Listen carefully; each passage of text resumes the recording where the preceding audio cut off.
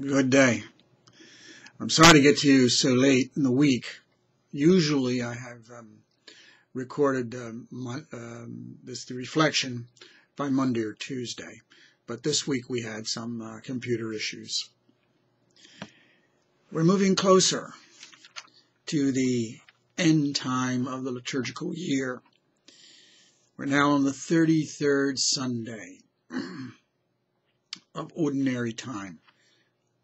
Looking toward November the 13th.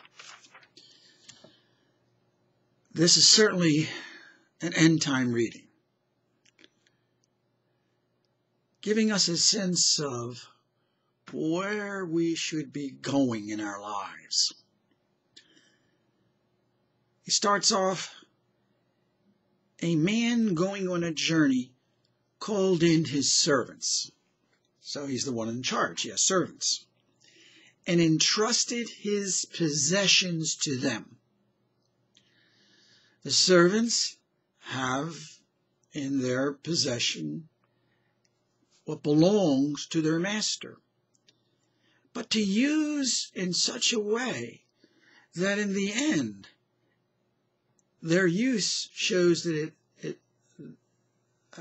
fruit has been borne.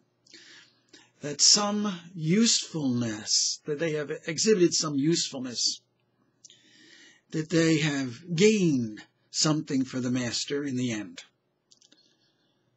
One is given 5, another 2, another 1. Various people are given various number of gifts. And indeed, as we look around in our lives, all of us have a certain number of gifts that are given to us, some more, some less. But what's very important here is to note that they are his possessions.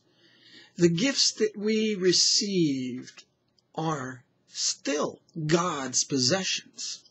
In fact, the truth is, we as persons should look upon ourselves as God's possessions, his servants, God's people, that we nor our gifts belong to us, that everything belongs to the Creator who made them. And with that in mind, we should live our lives. That God is Lord of life. Now, in being in charge, he does not abandon us. In this parable, of course, he goes off. But the truth of the matter is, in our lives, our Lord remains with us so that we might make something of ourselves and the gifts we have received. The obligation is serious, very serious. And the master treats it as such. So when the one servant gains 5, then the master takes him. He says, "Well done, my good and faithful servant. Come, share your master's joy." In other words, come into heaven. Same thing with the second servant. "Well done, my good and faithful servant. Come, share your master's joy." The measure is to do the best with what we have been given, with the possibilities that we have received. We're not measured by what the other fellow did, the other person did. We're measured by what we ourselves uniquely received. God, in other words, knows quite well what we're capable of. The third servant simply buries his gifts. And how is he treated? "You wicked and lazy servant." God demands that we make something of our lives. And he works with us daily to see that we are productive. That demand is heaven or in the end produces for us heaven or hell. And he says to the one who just simply guarded the gift, made nothing of it,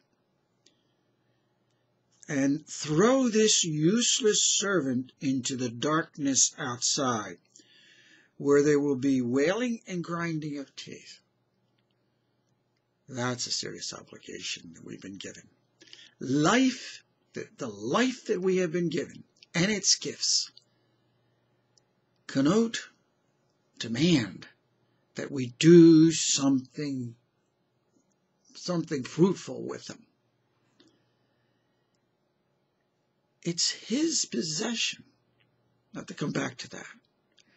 Because in our society today, our society says, your life is yours. You do with it as you will. If you just want to have fun, fine.